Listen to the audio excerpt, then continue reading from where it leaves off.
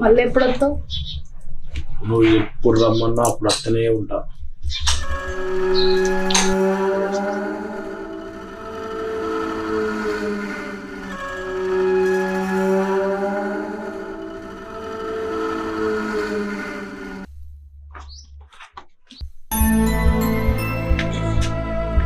అమ్మగా ఏం చెప్పాను అమ్మగా?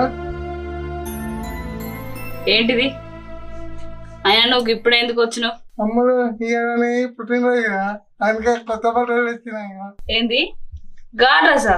అసలు షీపీ నీ వాడ నీకు కట్టే చీర కాస్ట్ తెలుసా నీకు?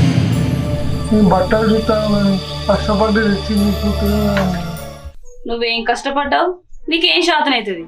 వరంగల్ బస్ స్టాండ్ లో నిల్చుని అడుక్కున్నాడే కదా.